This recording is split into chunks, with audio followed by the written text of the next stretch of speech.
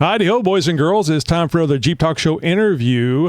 And, Todd, I think I'm getting better not mumbling my words, especially the words I use all the time, like those words I just use. I say the same thing at the beginning of every interview, and sometimes I just blah, blah, blah, blah. So I'm very proud of myself. I'm doing better. Todd Pearson is the founder of PNP Outdoors, LLC, and the revenue director at the Headrest Safe Company.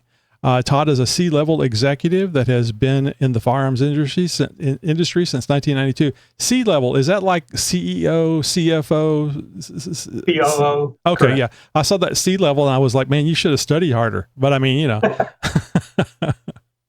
And he has an extensive background in well-known companies. When the opportunity to join Headrest Safe, that's hard to say, Headrest Safe team arose, it was a match made in heaven. Blending the automotive and the outdoor industries seems like a natural fit. The Headrest Safe is one of the most revolutionary new products of the decade. The premise is hide your valuables in plain sight. Ingenious and in its simplicity and dominating the market because of it. The website is theheadrestsafe.com. Theheadrestsafe.com. Thanks a lot for being with us here, Todd. Hey, great to be here. Nice to meet you. So you joined the team. You weren't in there at the beginning where the headrest idea came up and so on and so forth, but I'm sure you know the story behind it. How did the Headrest Safe come about? Yeah, our founder was in his Jeep, coincidentally, and he has a young daughter, and he had just purchased a pistol, and he was concerned as she began to be more mobile and crawling around in the Jeep, he didn't particularly like to leave it under the seat or between the seat and the console. So he looks over and he sees the headrest and he goes, why can't I just make that a safe storage space? And he had a background in construction and building. So he went home and started making some prototypes, and kind of one thing led to another. He was kind of semi-retired and he said, well, I think I'm going to try to get a patent on it. And then it was kind of a curse. He got the patent and he goes, well, now I got to take it to market. So that was about 6 years ago. We literally had, we got about 3 years of product sales. We just came back from our third SEMA, which was last week. Mm-hmm. And we are, fully engaged in the outdoor industry. Mm-hmm. Were you there at SEMA? Oh yeah, I was there. It was my, I think my 6th SEMA. And then next year, SHOT Show will be my 32nd. So I don't remember where I first saw the Headrest Safe. Can you correct me if I messed that up? But I thought, hey, that's a pretty cool idea. And I was wondering, I get the feeling that there's still a lot of people out there that don't know about the product. And I would well imagine when they walk up in the booth at SEMA, they go, what the hell is that? Oh yeah. We get a lot of, are you selling seats? What are you selling? Yeah. And I think the best way I describe it is no one has ever seen it, and after 5 seconds of an explanation, they understand it. Oh, it's very easy to. You get it immediately once you get it out of your head that it's like, well, that's not a seat. It's not a head. It's correct. Not a headrest. It is, but it's not. Yeah. Yeah. So when I spent my career in the firearms industry, and if I said, hey Tony, we're going to come out with a new 870 shotgun when I worked for Remington, you knew what it was. Mm-hmm. So what I compare this to is it's like caveman seeing fire for the first time. Yes. He sees it and he goes, wow, that's cool. What do I do with it? Do I hunt with it? Do I heat with it? Do I use it as light? Do I use it as protection? So people see this and they are overwhelmed with, wow, I could do this, or I could do that, or I could put this in, or I could do that. But it takes just that little bit of description and or discussion to say, oh, it's a safe. Because truly, when it's in the booth at a show and the doors closed, the match is so good to the seat, you can't tell it's there. Yeah, that was giving me my next question was, is it, how visible is it? Because if I remember, it's been a while back when I was looking at it. If I remember, you guys not only sell the Headrest Safe, but a companion headrest so that you get matching. I mean, the other one is not a safe, but like the driver's side is not a safe, but that way you can match them. Yeah, that is correct. We sell everything in what we call a bundle, which is a safe unit and a non-safe unit. And that way, when you mount them on the seats, the profiles are identical. So even if the existing headrest is large, small, square, straight, whatever, you're replacing them both. So as long as the color is somewhat of a match, and typically black and dark gray are 90% of our business. But when you put a black headrest on a black seat and you replace both headrests, no one's ever going to know the difference. They're never going to be able to tell or spot it. Well, and then that's what you worry about. I mean, if you remember the club that you used to put on the steering wheel, it was bright red and it was meant to be seen. But you don't want to call attention to a safe, because that immediately tells people, maybe even not criminals, oh, there's something valuable in there. I wonder what's in there. I'd like to see. Or maybe they know something about the handgun safe type thing, and they go, oh, I bet you there's a handgun in there. I'd love to have a free handgun. So it begs people to look further. So that's why I think it's good to not see it. Now, the keyboard, because you do have a numeric keypad on there, and we'll talk more about it, but there's probably more than one way to open it. There's a numeric keypad, so they may see that. Is there any kind of cover for that? I mean, you don't want to slow down the recovery of the gun, but for those people that are nervous. So this is the safe. Oh, you gotta see it. So that's what it looks like. There's no way you can even tell. Oh, nice. Which end opens. And then this end opens. And then perfect. And then you unlock it, and it has space in it. But when it's closed, most people can't even tell which end opens, because it's got about an 11-pound magnet, so it just won't flop open. So when we show these, it shows it's actually difficult to tell which end opens. Mm-hmm. That's how good it is. Yeah, that's great. I like that. So it looks like it's the same. You could put it in either way. So if you want, there are three different models. So there are two of them that are they're symmetric, so you can put them right to left. And then there's the original one has a profile to it where it has kind of a front and a back, more like a truck seat. Yeah. The reason why I ask is because there's going to be his and hers. The people, they want to cross. No, I'm first. No, you're first. That type of thing. So that's good. I like that. And in the Jeep world, I mean, we're looking at just storage space in general, because there's really no place to secure anything. Most people have their doors off or the tops down. So any kind of storage space that's lockable is very valuable in this setting. Yeah. And also too, I think that's going to be, pardon the pun, a little handier to get to than locking it, because you can lock the center console like on the JLs and the JTs. That's where I keep my my concealed weapon is in the center console, and I put one of those Tuffy things on the center console so I can lock it. And it, nothing's perfect. It would slow people down, and maybe they would choose to do something else. But that's going to take me a second, and especially with the mid-size Glock that I have, it takes me a moment to get it out of that hole. Yep. Because obviously I've got it in a holster. I don't want to have a random pin cause the Glock trigger to activate. And so, you'd have to do that for protection. So did you guys do any studies or any testing as far as how long it takes to get the gun out of the headrest safe? Well, it's designed to go on the passenger seat. So if you're in this driving position, you're going to reach to your right to go to the passenger seat. Mm-hmm. And literally the amount of time it takes to open it is the amount of time it takes you to open the knob. Okay. Mm-hmm.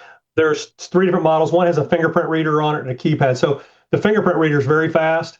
This particular model is like a hotel lock, where it won't lock until you put a code in it. So you don't even have to lock it. You can just leave it latched until you get out of the car. So you can get in this thing as fast as this drops down, you turn the knob, and you're in. That's how fast it is. So what is there? I'm sure that there is. I would imagine that most of the common size pistols fit in there perfectly fine. Is there a pistol that won't fit? I mean, are you guys coming out with an AR-15 model? Because that'd be pretty cool. We've actually, there's some funny discussions we're having. We're getting very deep into the RV community, into the motorized. Oh yeah. Units. So Grand Design is a subsidiary of Winnebago. They put 2 headrest safes in every motorized lineage that has been produced in the last year. They started building those motor coaches last year. So we're standard equipment in all the lineages as they began a brand with motorized. But as far as size goes, the what I use as a reference point is a standard 1911, 5-inch Colt 1911 will fit in all three of these safes. It's a little snug in the smallest one, which we call the compact, but they easily fit in the version 1 and version 2. So any duty size pistol, 4-inch barrel will easily fit, and up to a full size Colt 1911. Right. So it sounds like that should work out really well. I do like the idea of it being really concealed. I'm glad you had that headrest, because that didn't look like anything other than a headrest. And this probably takes care of the next thing I was going to ask about. My other concern having something like this would be that people would just remove the headrest and just take the whole thing, and then that way they could work on it at their leisure at some other secured location. No, we have a locking mechanism. So I'll jump ahead here. So the only variable on a 2-post headrest is the dimension between the posts. Perfect. So I was going to ask that as well. This little plate comes with it. So we can make it any width we want. So once we get the width set, the only other variable is the dimension of the posts, and we ship it with these little take-up sleeves. So there's a bag with 5 of these little dimensions that go down in the seat, and they take up any of that slack. Mm-hmm. And then lastly, on the bottom of the tubes there's an all thread that comes with it. So when you put this on, you push this down in the seat. Now someone can't take the whole thing out. So it basically locks it in the seat. Now you can take this apart, but you have to be able to get into the safe to take the screws out, and you can take that apart. But this keeps it, so if anyone was to pull on it, all they're going to see is this much of the post. It's going to stop, and they're not going to know what's holding it in. Right. And that's only if they know what it is, because there's not a rash of headrest thefts going on in the nation, I don't think. And we've had 2 people that have had their vehicles stolen, and they recovered them, and their firearms were still in the headrest. I love it. I knew that's where you were going. That's cool. They didn't even know it was there. Oh, I love that. Yeah. No. Any interesting stories about how the headrest saved somebody, or maybe kept them from some nefarious meaning people? We haven't heard anything in terms of someone put their gun in there and they drew it on somebody. But more interesting is the use case and the applications of the safe. So we went to the first SEMA 3 years ago, and one of the funnier stories, there was 2 gentlemen. Cowboy hats, big mustaches, their blue jeans had pleats in them, where they ironed them. Oh, and I talked to them for a long time, and I couldn't get a good read on, you could tell they were retired, but I couldn't get a good read on what they were doing. And I talked to them for probably a half hour. They walked away, and they were talking back and forth to each other. And I watched them walk about 20, 30 yards away, and they turned around, they came back, and they said, "Is there any way we can buy 20 sets?" And I said, "Well, sure." I said, "Do you mind me asking why?" And they go, "Well, we train all the canines for our police department, and by law, we're required to keep all the narcotics locked up, and this is the perfect solution." Didn't think about that. So the use case goes on. Then the next one was we started putting them in ambulances because they have narcotics. Then people started using them. Veterinarians have controlled substances by law they have to keep locked up. So all of a sudden, there were all these applications. I mean, front of mind, me being in the firearms industry and in the discussions even here, front of mind is a firearm. But what we found out is there's been a tremendous amount of use cases that are not necessarily firearms related, but they're jewelry, passports, papers, medications, whatever it is that they have to keep locked up. And quite frankly, it's good for all of that because it's a secured, lockable storage space. Mm-hmm. Well, I mean, it's just kind of like the gun. The gun is a tool. It's not good or bad. And the headrest, just because it's designed for a gun, you don't have to use it for that. I mean, especially if you have a Jeep, and I suspect the Broncos, there's not a lot of space to store things, and especially to lock them up. And it just makes sense. And it's really cool that people look at this thing and go, well, you know what? I could use that for this, or I could use that for this. Of course, they could get 2 safes and put the gun in one and put the other stuff in the other. You mentioned police departments. Have you had any police department inquiries? Because I could see that this might be a really good place for like a backup weapon. Yes, we have. We work with a number of the upfitters, if you will, the people that build the police vehicles. Mm-hmm. And we've spec'd them out for a number of different departments. We haven't been adopted like officially by a department yet, but we have had the upfitters build 10 units for a specific department within the agency, and like the K9 units, for example. Right. So we have had some adoption at that level, and we are working with a lot of the larger OEs on concept design, and getting them quotes, because again, the issue is not changing. Their storage space is very valuable in almost every vehicle today. Mm-hmm. And the biggest challenge is that, for example, a lot of the vehicles don't even have glove boxes anymore, and they don't lock. Really? So, you look at a lot of like a Tesla, not a great example, but Teslas and Sprinter vans don't have any glove boxes in them anymore. That seems strange. It's a great fit for us because we're not taking up and adding or deleting space. We're just replacing a component part and then turning it into a useful tool that is lockable storage. Yeah. Do you get a little nervous whenever you start hearing about adoptions? Because I would imagine that if a police department or a county was to adopt your product for them, then it's all of a sudden it's like, oh, holy hell, how do we make enough of these to fill the order? Well, I mean, that kind of happened with Grand Design when they put it in their production build as standard equipment in the lineage. So we are kind of already there, and we do have the capacity to scale the business. So Good. most of the larger OE type projects are 3 to 6 months out, because you have to get into their build production, their production schedule. So most of the bigger contracts like that, we have adequate time to be able to ramp up. Good. But I know that can be an issue because you can come up with too good an idea that everybody wants, and then you're faced with the failure of success, where you have to gear up for stuff. I've got a buddy of mine that has a wonderful product for Jeeps and Broncos, and he got getting signed up with Jeep Performance Parts, and he needed to come up with $1 million so he could have all the stuff to supply all that stuff. And it's like, oh, holy hell, what do I do? I mean, you go out and find $1 million, but I'm sure you're aware how much fun that could be. Oh yeah.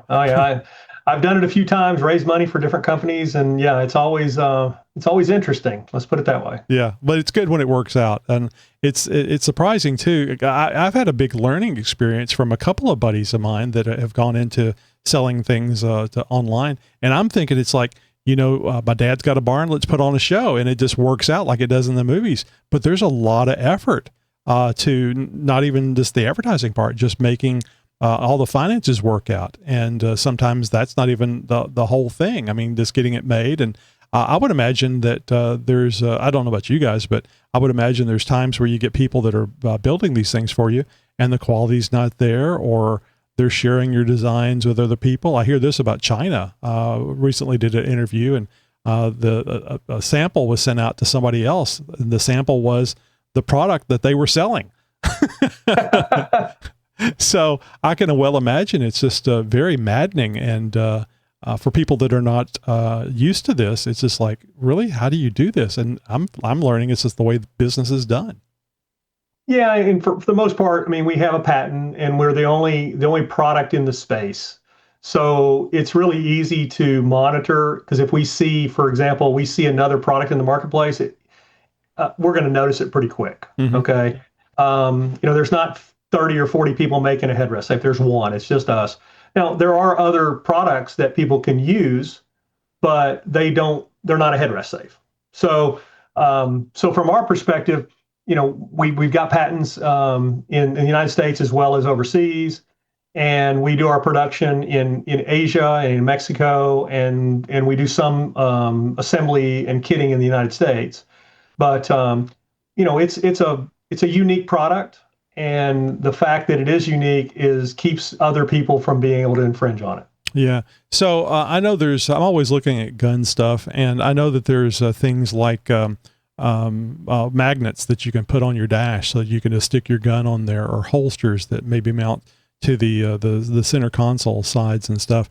But there's legal issues with carrying weapons like that, depending on the state and what they want or don't want you to do. So have you guys run into anything for the headrest safes? I would think that it was a perfect situation because it's hidden and it's out of sight. So You probably still have to, depending on the state, tell the police officer about the weapon if they ask. But I would think that the headrest safe is kind of the way to go for most all states, with the possible exception of California. Correct. And the reality is every state, local, municipality, state, national, they're all different. So we never speak in broad terms. We basically say it is a lockable storage space. And there are a number of states, back to your point about laws, there are a number of states that have passed legislation in the last year that if someone breaks into your vehicle and they get your gun and it's not secured, you can be held liable. Now, Right.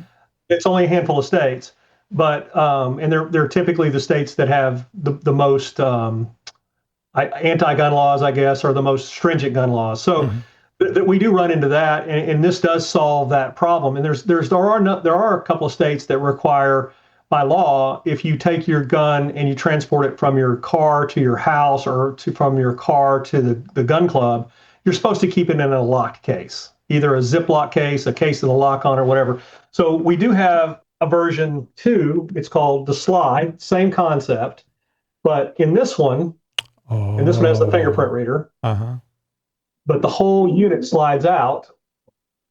Now you can take this with you. Yeah, that's cool. That is really cool. So, and then obviously that way the neighbor's not. Yeah, that way the neighbor's not watching you holding the gun as you're walking to the house. Oh, she's in trouble. True. So there's a lot of different applications. We sell this thing to so many different people, different walks of life, pawnbrokers, Uber drivers, anybody that has any valuables that they want to keep safe. So it's, again, you talk about the magnet. That's how I actually, in my truck, I have 2. I have one on each side, and I put a magnet on the side of mine so the gun sticks to the side. Now it does come, we call it a gun snug. It's just a piece of foam in the back with a notch in it. So when you put a firearm in there, the notch will hold it like this. Right. So it doesn't flop around. But that's just a piece of foam that can be removed if you want additional space, or you can do what I did and then just put one of the magnets on the side where the firearm sticks to the side. Do you? I don't know. I think my Gladiator has a headrest in the back. Can you put? I mean, I don't want to be a gun nut here, but if you wanted to outfit front and back, is that something that you could do? Yeah, as long as it has a 2-post headrest, as long as it has this model, it'll fit. In my truck, I have a GMC Denali. In the back, the headrests are very close to the glass. Right. So it's kind of a snug fit. So the compact, I believe, fits, but the other 2 are a little bit too snug because they're a little bit bigger. But in a Jeep, it shouldn't be any problem because there's room behind the rear seats. Right. So let's see. We've talked about the size of the guns. We've talked about not just grabbing the headrest and taking it. We've talked about the ability to match get another matching headrest so it doesn't stick out. And like you said, the majority of the time it doesn't stick out, but in case you're worried about that, you could always match them up. Is there any things that you can think of that we haven't that might be good points to make? I think the biggest thing is, when people see it for the first time, they go through this question and answer in their head. And one of the most unique questions we get is, how many colors do you make it in? We make it in like 8 or 9 colors. Oh, you do? Because I figured it was going to be the Henry Ford response. Well, 80 to 90% of our business is still dark, black and dark gray. So that is probably, in practice, is probably more accurate. But when they ask you that question, you say, well, what color are your headrests? And they go, I don't know. Most people, that's a good question. And then the next question is, they go through this whole thing of how do you put it in and everything else. I said, most of these people are car people. I said, you're a car guy, Jeep guy, whatever. How often do you take your headrest out? And the answer typically is, I've never done it. There's never a need to take your headrest out. So, there's a little bit of a fear factor of, I got to take my headrest out and I got to put this one. It takes maybe 10 minutes, 15 minutes to bolt the thing together, get it sized and put in. It's very, very, very simple. And I think just the fact that people have never done that brings up a question, almost a little bit of a fear because I've never done that. The first time Sure. you change an intake on an engine, it's a little spooky. You think you're going to screw something up, and then after you do it a couple times, it's not a big deal. Mm-hmm. I'm glad you mentioned that because I didn't even think about the self-installation question. I mean, when I see that, I go, it's a headrest. You take the old one off, put the new one in, and if it doesn't just come right off, you figure it out. You spend 5-10 minutes, maybe read the instructions. So this, to me, this looks like a very easily user installed thing. And if you can't do it, I'm sure you can always find somebody, a friend, a husband, or whatever that will be able to figure it out. Yeah, we do have a strategic partnership with Tent World. I think they have 140 franchise locations across the United States, and they'll install them for a half hour's worth of labor, I believe, is what they charge. So it's really the hardest thing. The hardest thing in most people's mind is programming the lock, because you have to do it's got a fingerprint reader on it, so you have to do the finger 10, 12 times on it. So it's like programming your iPhone or your cell phone with your face recognition. It just takes a little bit of time. Right. So that's probably the hardest thing to do. We have video tutorials on all of that. That's probably the most, and quite frankly, that's why we've even modified. We have different lock configurations today. The RVs have a hotel style lock where it won't latch. You can latch it, but it won't lock until you put a code in it. So you put the code in, hit OK, it locks. You put the code in again, it unlocks, and then it forgets that number. So it's just like the little safes you see in the hotels. Oh, neat. That's a great idea. Yep. I didn't think about that. That's really cool. Well, the application with RVs is, you might have multiple families in the RV for a week. And just say you're at the beach and, my kids are back in the RV and you get a phone call, you're at the beach and, hey, Dad, I need some cash. Here's the code. And then you just don't use that code the rest of the week. Right. If you give them the key or a fingerprint, then they have access to it the whole week, and you may not want that. So there's different lock configurations that we have. It's very simple to change the locks out. They're universal. And then we've even had we're designing a simpler lock with just the tumblers, the little roller tumblers that don't even have batteries in them, because some of the RV, we had requests from some of the RV guys saying, well, this thing may sit for 6 months with no one in it, and we don't want the batteries to die. Mm-hmm. So I'm glad you mentioned the beach, because it made me think of a Jeep Talk Show $1 million idea that we do occasionally here on the show. When you go to the beach and you've got your keys and your wallet and all that stuff, or maybe you've got all the contents of your purse or the important contents of your purse, and you put them in the shoe that you're leaving on the beach. And you stick it way up in the toe. That way nobody will see it. Nobody will know that all your valuables are right there. You guys need to come up with a shoe safe. So it looks just like a shoe, but it has a little mechanism on the area there. Well, as far as the slide goes, you can take the slide with you. True. But you kind of look at it. It doesn't look like a shoe. See, it has to be a shoe. And then you have to put on, spikes on the shoe, so that you can slow them down from ripping it out of the sand. But so there's your next Jeep Talk Show $1 million idea, the shoe safe. There you go, the shoe safe for beach shoes, or really anything wherever a shoe may be required. Sure. So have you had any? We'll get into the ugly bit here. Have you had any pushback from anti-gunners? Obviously, the safe doesn't have to be used for guns, but it's generally speaking, that's what you use it for. Do you get any pushback? You get any uglies online or calling you up, or not really, and it's mainly because we're actually solving a problem that people have, and that is with all the crime, the smash and grab, and all the problems that people have, we're eliminating the fact that the gun is being stolen. That's the premise. If you're talking about guns. We're part of Project Kid Safe. We support all the organizations for safe gun storage. We've been talking about doing PSAs where, hey, if you want to store your gun, do it in a safe way in your vehicle. Don't just leave it under your seat, lock it up. Because what people will say is, oh, I carry, and when I'm in the car, I don't need it. I said, I understand, but what if you go to a parent-teacher conference, or you go to a football game, or you go to some place that's got marked, no firearms? Yeah, you go up to the door and you go, son of a bitch. Exactly. So now, and the answer 100% of the time is the same. I go back and stick it under my seat. I said, well, you just made my point. because 2 years ago when we were just launching the product and I had a prototype, I was at a show in New Orleans, and it was middle of the day, 4:30, and someone broke my window. They found a pistol in my console, because we didn't have this product in production yet. And once they found it, they took off. Okay. The first place they look every time is under the seat and in the console. Sure. So if you can't stop them from breaking the window, okay, and you can't stop them from ransacking the vehicle. But at the end of the day, you want to be a responsible gun owner. You want to lock it up. Mm-hmm. Just no different than your home. You don't want something laying around and you got kids or grandkids coming in the house. You don't just leave things unattended. You always try to keep them secure. And that's what we're doing. We're giving someone the option to secure not only firearms, but valuables, cash, medicine. Medicine's another one. Yeah.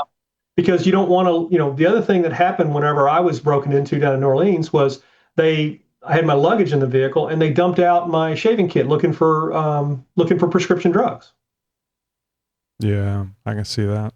At the end of the day, you have a place to lock that stuff up, and you have, you're responsible with the valuables you have, and they're locked in a basically a hidden in plain sight spot. Mm-hmm. Well, the cool thing is it's locked up, but it's still easily accessible in case you need it. And I think the majority of times when you need a gun, you don't shoot somebody. Just the visual of I'm here to protect myself. They don't know if you can hit a 4x8 sheet of plywood or if you can take the nipples off a gnat at 50 feet. So just having the weapon often not only makes you and your family safe, but also makes safe for the criminal, because they change their mind, I guess is what I'm trying to say. And then non-lethal has gone really big here lately with all the projectile shooters and things like the same thing. You want to keep them locked up. The headrest is also one of the very few products that you can access while you're driving. The console or the ones under the seat are really impractical because they're very difficult to get to. Right. But the headrest, you can literally, you're in this position, you just reach across, got a fingerprint reader, turn a knob, and you have access. So you don't have to worry about fumbling in the console or reaching underneath the seat or looking down whatever while you're driving, because damn it, this thing won't come out. What the hell's going on? And then you actually injure somebody because of trying to get something out to protect yourself.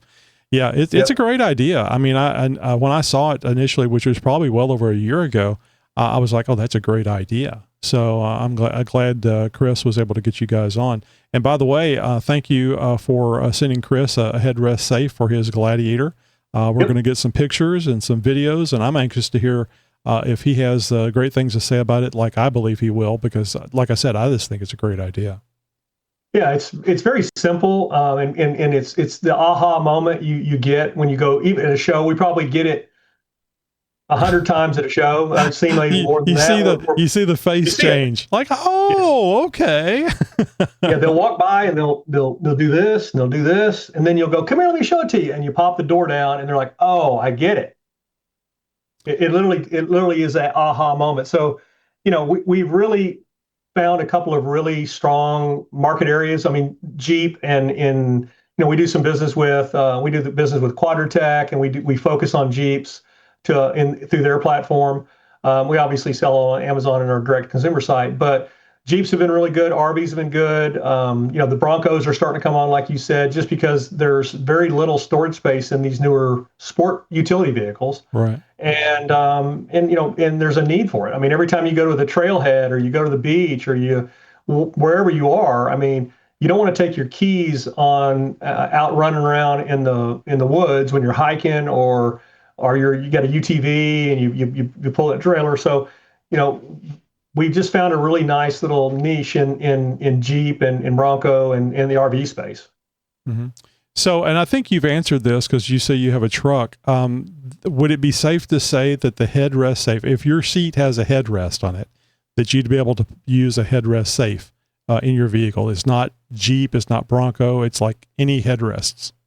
Any headrest that has a two-post. So there are some. Oh, I guess there are some single posts, aren't there? I didn't think about that. Well, there's some that the seats are made. There's no headrest. The seat is built to.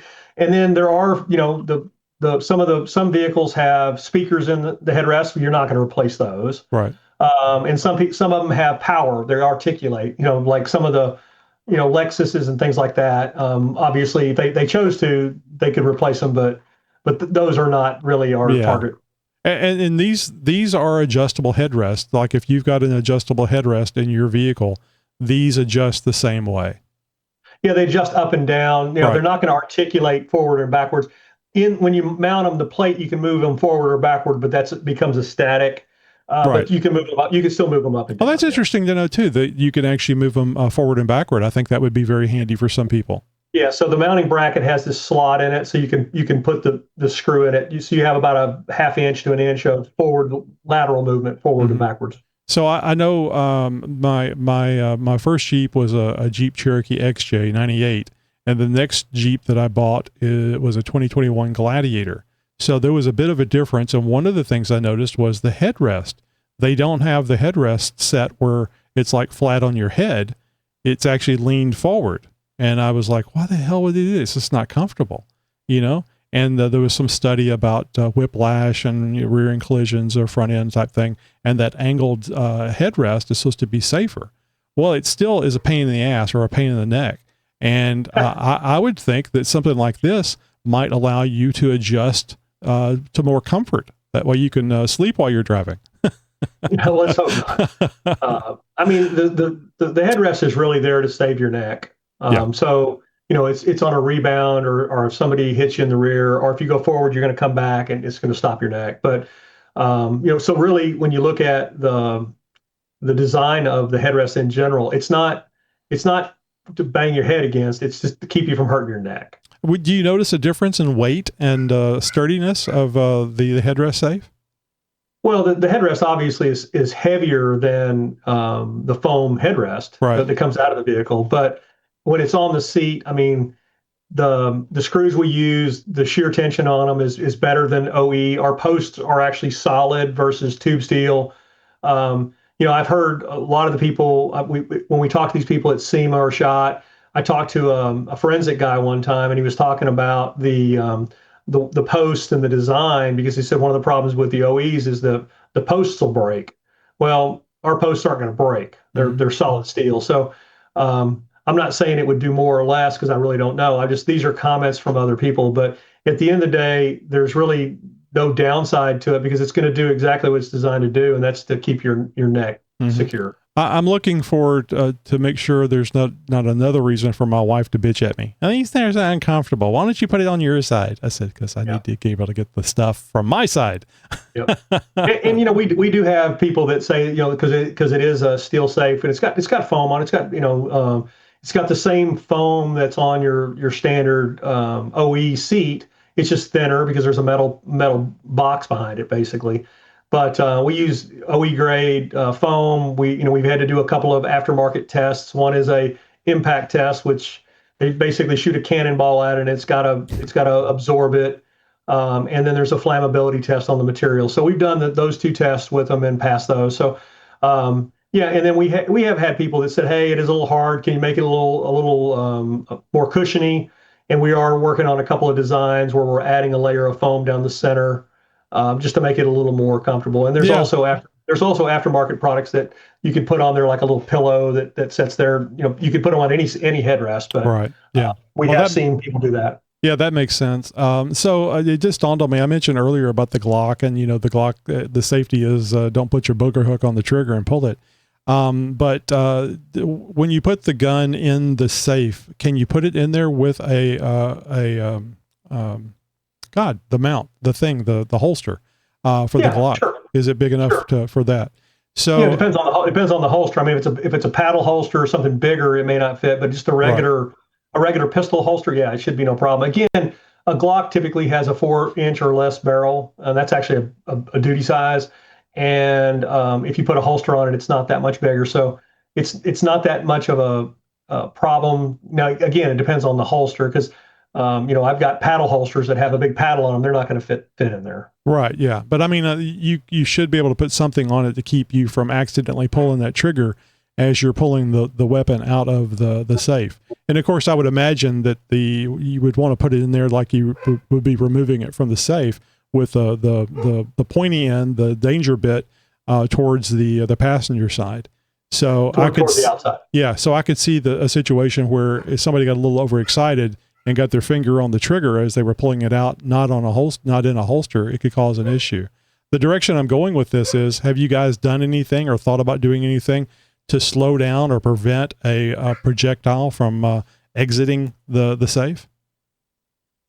No, I mean it's steel, so it's going to have some deterrence, if you will. But people have asked us if they're fire rated. Well, it's a steel box. It's still better than nothing. It just doesn't have a fire liner in it. Right. But even gun safes are only rated, 1,500 degrees for 30 to 45 minutes. So, nothing is going to last a catastrophic fire in a car or in a home. So, as far as the holster goes, I mean, all of them come with this little snuggie that's in the back of it's just a piece of foam. And literally, when you put a firearm in it, you really don't need the holster, because if the holster, you got to pull it out of the holster.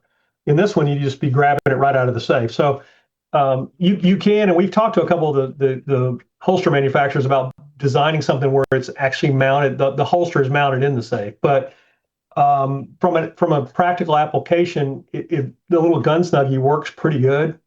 So we kind of put that on back burner. Yeah.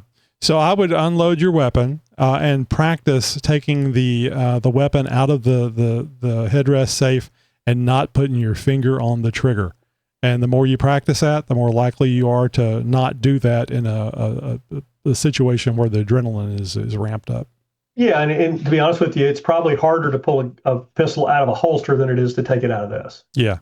Certainly, especially if it's a fitted holster. I got Phobos holsters a long time ago, and I just love the way it fits it very tightly. Actually, and you probably know this, you have to pull it at the right angle for it to actually come out of the holster, which is nice. And then stage 2 usually has a button on them, and stage 3 has another safety on them. So I mean, to be honest with you, whenever you put it in there, you stick it in the little slot. It's secure and locked away. It's not going anywhere. It can't rattle. And then when you open the door, you're literally it's right in the center. You just grab it and you're ready to roll. Same thing, and the same thing with even the non-lethal. I mean, they'll fit no problem, because a lot of people, firearms are not for everybody. So non-lethal is another option. And then, like I said, the applications have just kind of gone all over the place for us, because, I never would have thought that, you had to veterinarians have controlled substances, hospice care workers have narcotics. So there's just been a lot of really interesting use cases beyond just valuables and some other things. So it's so funny. When I was 16, 17 years old, I worked at a neighborhood pharmacy, and I would make drug deliveries, and it was all over, but the local area. But also too, I would take a lot of medication to the old folks' home that was probably less than a mile away from the pharmacy, and I didn't have no safe. I just had a buttload of drugs that I was carrying around in a VW Beetle. Yeah, in a VW Beetle. All right. Well, you know how the kids love the social media. They love seeing the pictures, the Instagram, the Facebook, the whatnot. Are you guys located on social media? And if so, where? Yeah, it's the Headrest Safe. Everything's the Headrest Safe, from Instagram, Facebook, YouTube. Website is theheadrestsafe.com. So you can find us on all that. Again, the nice thing is if you're searching for us, you're going to find us, because there's not going to be anybody else in the space. But yeah, everything is the Headrest Safe, .com, or on Instagram or on Facebook. So I'll recommend to you guys, get a storage location. Todd got broken into and his gun stolen. Get the Headrest Safe before you have to file a report and say, well, I had it hidden under my seat. Nobody looks there, because you don't want your weapon. Number one, you don't want it to be stolen, but you certainly don't want it to be used on somebody else. That's not the reason why you purchased it. You purchased it to protect yourself, your family, your vehicle, whatever, and not to have somebody else go and do nefarious things with your weapon. So make it more difficult on them. And also too, it's really, really good whenever you can say, well, I did this, and you have something better than I hid it under the seat, or I put it in a sock and put it under my seat. Nobody's gonna expect to find a sock under there, right? So it's cheap insurance is what I'm saying. So go over there and just go to theheadrestsafe.com. check out the website. Todd, thank you so much for being here. Any parting words of wisdom? No, I really appreciate you letting me share the platform with you. And, as Jeep owners go, it's a great product for you. And hopefully you'll check us out and we can help you out. Christmas is coming. It's a great Great Christmas gift. Yep. And they need something to do while the other team is winning, right? So you be out there put the headrest safe out. All right, Todd, thanks a lot. Hey, thank you, sir. You're my friend. You're my new friend.